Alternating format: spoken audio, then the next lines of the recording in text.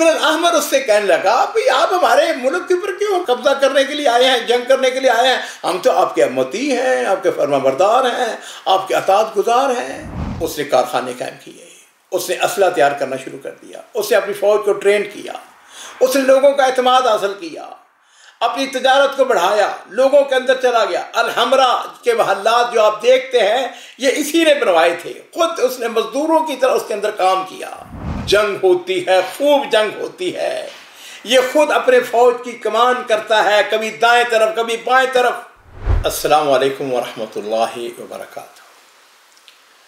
معزز ناظرین کرام، آج کا جو قصہ ہے وہ بڑا دلچسپی ہے، بڑا اہم بھی ہے۔ مجھے یاد ہے آج سے کئی سال پرانی بات ہے، میں سعودی عرب کے جنوب میں الباحہ، یہ ایئرپورٹ بھی ہے یہاں پر، بڑا خوبصورت شہر ہے، اس علاقے کی سیر کے لیے گئے۔ تو وہ سیر کرتے کرتے ہم ایک بستی میں پہنچے، چھوٹی سی بستی، بڑی خوبصورت پہاڑوں کے اندر، اور موسم بڑا ٹھنڈا۔ وہاں پر ایک میوزیم بنا ہوا تھا۔ میوزیم میری کمزوری ہے، بہرحال ہم نے کہا کہ ہم میوزیم کو دیکھتے ہیں۔ وہ جو اس کا صدر دروازہ تھا، بہت بڑی کھلی جگہ تھی، پتھروں کے اوپر ایک سلوگن لکھا ہوا تھا، اور وہ یہ تھا کہ رب ہمت احیت امہ، کہ بعض کا ایک آدمی ہمت کرتا ہے لیکن وہ امت کو زندہ کر کے رکھ دیتا ہے۔ ناظرین اکرام، مجھے یہ سلوگن بڑا پسند آیا کہ بلا شبہ واقعی ہماری تاریخ کے اندر، اور کہا جاتا ہے کہ یہ سلوگن جو ہے امام مالک رحمہ اللہ، جو 4 ائمہ ہیں بڑے، ان میں سے ایک بڑے امام مالک رحمہ اللہ، یہ ان کا قول ہے۔ بہرحال اس سلوگن کو میں نے سچی بات ہے کہ یاد کیا، دل و دماغ میں جگہ دی، پھر اس کے اوپر کئی لیکچر بھی دیے۔ آج میں نے آپ کو ایک بڑے آدمی کا واقعہ سنانا ہے، اور جس کے اوپر اسی سلوگن کہ رب ہمت احیت امہ۔ ناظرین کرام، میں نے اس کہانی کا نام یا واقعے کا نام جو ہے اس کو غرناطہ کا ہیرو۔ دیکھیے بات یہ ہے کہ غرناطہ اندلس، آپ سب جانتے ہیں، اس وقت اسپین کا شہر ہے، بڑا مشہور شہر ہے۔ بلا مبالغہ لاکھوں کی تعداد میں ہر سال لوگ الحمرا کو دیکھنے کے لیے آتے ہیں۔ خود مجھے الحمدللہ 3 دفعہ اتفاق ہوا ہے کہ میں نے الحمرا کو دیکھا ہے، میں غرناطہ میں گیا ہوں۔ اصل میں ہم نے اسپینش زبان میں قرآن پاک کا ترجمہ، اس کا جو مترجم تھا وہ عبدالغنی ملارا، وہ غرناطہ کا رہنے والا تھا اور عیسائی تھا، لیکن اللہ تعالیٰ نے اس کو توفیق دی، الحمدللہ وہ مسلمان ہو گیا، اور نہ صرف مسلمان ہوا بلکہ اس نے قرآن پاک کا ترجمہ بھی اسپینش زبان کے اندر کیا۔ ناظرین کرام، میں آپ کو 800 سال پیچھے لے کے جانا چاہ رہا ہوں۔ مسلمانوں کی حکومت غرناطہ اور بلکہ قرطبہ، یہ پورا علاقہ جو منطقہ تھا، بڑا خوبصورت، اس کا موسم بڑا اچھا ہے، پانی بڑا میٹھا ہے۔ لو جی ناظرین اکرام، ہوا یوں کہ مسلمانوں کی جو حکومتیں تھیں وہ آپس میں لڑائی جھگڑے، چھوٹی چھوٹی ریاستیں بنی ہوئی تھی، اور ان کے اب سے کہہ سکتے ہیں ڈیرے دار، چھوٹے چھوٹے علاقے، ان کے اوپر حکومت، اور وہ آپس میں ایک دوسرے کو گرانے میں لگے ہوئے تھے، اور ایسا لگ رہا تھا کہ مسلمانوں کی حکومت بالکل ختم ہونے کے قریب ہے۔ ایسے میں ہوا یوں کہ ایک شخصیت پیدا ہوئی، ان کا نام تھا محمد بن یوسف، لیکن ان کو جو شہرت ملی وہ ابن الاحمر کے نام سے شہرت ملتی ہے۔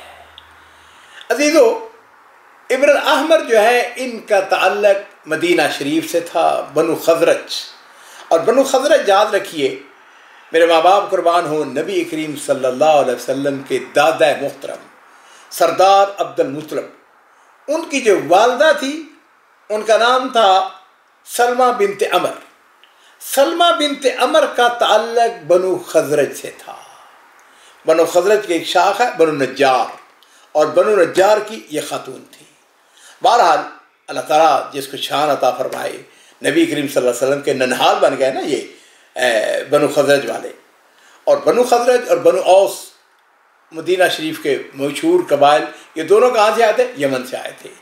यमन के कबीले और गहतानी कबीला है। बहरहाल ये मैंने आपको इसलिए बताया, इसके पस मंज़र, कि ये शख्स जो आज का हमारा हीरो है, इसकी रगों के अंदर बनु खजरत का खून दौड़ रहा है। अजीज़, हुआ यूँ कि गरनाता का जो हाकम था वो अचानक उसकी डेथ होती है, उससे अपने कोई जानशीन नहीं छोड़ा। ये इब्न अल-अहमर जो था, इसने अपने साथियों की मदद से गरनाता के ऊपर हुकूमत संभाल ली, कब्जा कर लिया, हुकूमत करने लग गया।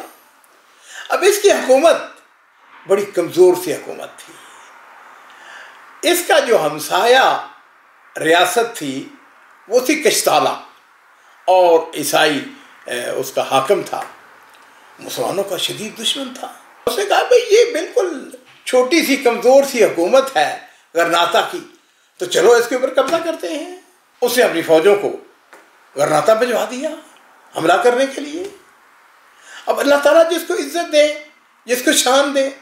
इब्न अल-अहमर, उसके पास फ़ौज तो ज़्यादा नहीं थी, लेकिन कुव्वत ईमानी थी। आखिर उसकी रगों के अंदर खून किसका दौड़ रहा था।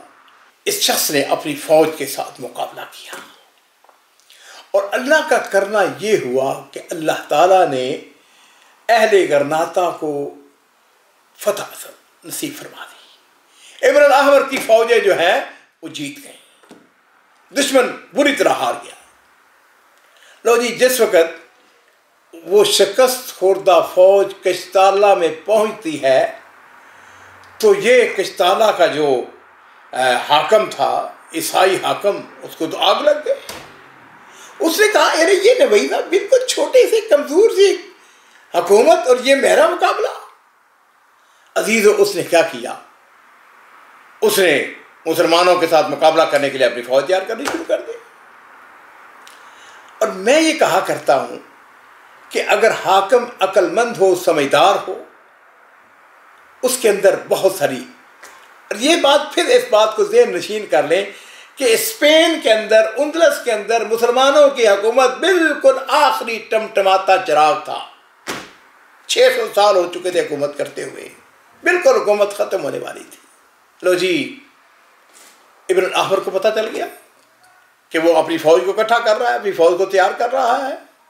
सुबह शाम की बात तो नहीं ना होती कि फ़ौज आ जाए।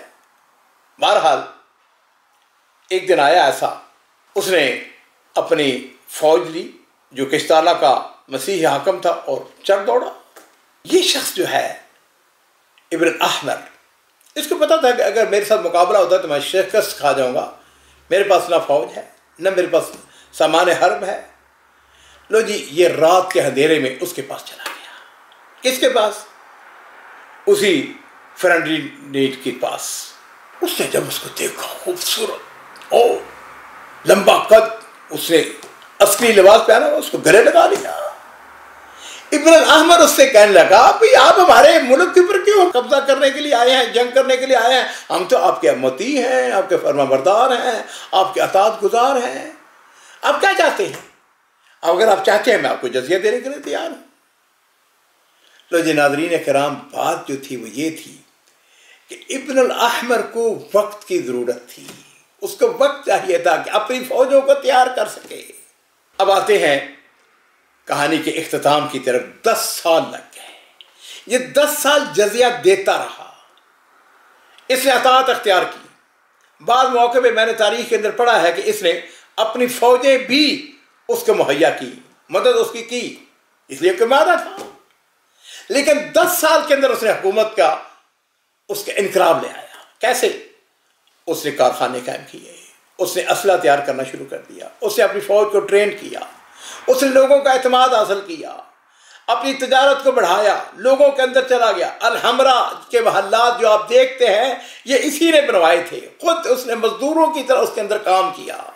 10 साल के बाद उसने इर्द गिर्द की जो मुसलमान हुकूमतें थी उनको भी अपने साथ मिलाया।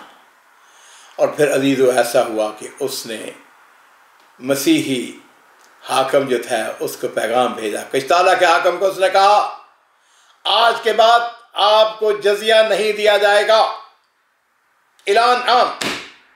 उसने कहा ये कौन होता है? और फिर मसीही फ़ौजें जो हैं वो गरनाता के ऊपर चढ़ाती हैं।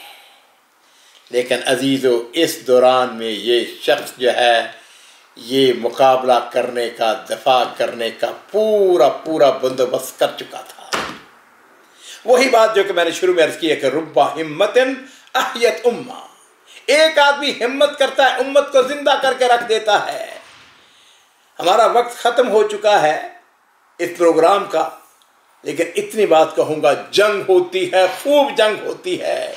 ये खुद अपने फौज की कमान करता है, कभी दाएं तरफ कभी बाएं तरफ लड़ाई होती है, खुद लड़ता है। कुरान पाक की आयात की तिलावत की जाती है, अपने साथियों को जहाद के ऊपर उभारा जाता है, और उसके साथ अल्लाह ताला से नुसरत, अल्लाह ताला से मदद। याद रखिए, जब ऐन जंग होती है ना, ये कबूली से दुआ का वक्त होता है। बहरहाल दुआएं की जा रही हैं अपने रब से, रब की नुसरत आ गई, मदद आ गई, और एक फौजी मुजाहिद ऐलान करता है, कहता है, अमीर अब आप लड़ाई अपने हाथ को रोक दें, अल्लाह ने हमको फतह अता फरमा दी है, दुश्मन भाग गया है, अब तो बाकी कोई नहीं रह गया है। और नाज़रीन किराम, अल्लाह ताला ने मुसलमानों को इब्न अहमर की वजह से फतह नसीब फरमाई, और कमो बेश 200 से लेकर 250 साल तक मुसलमानों की हुकूमत उंदलस के ऊपर बाकी रहती है। एक शख्स की वजह से कमो बेश 250 साल तक मुसलमानों को स्पेन के ऊपर मज़ीद हुकूमत करने का मौका मिल गया। गौर करें, सोचें, मैंने इस्लाम को क्या दिया है, मैंने दीन को क्या दिया है। आपके कमेंट्स, आपका तबसरा ये मेरे हौसलों को बढ़ाता है, और मैं आपसे यही बात कहूँगा कि आप हमारे ये जो प्रोग्राम हैं इनको आम कीजिए, लोगों तक पहुँचाएँ, और अभी तक अगर आपने हमारे इस चैनल को सब्सक्राइब नहीं किया हुआ है तो ज़रूर कीजिए।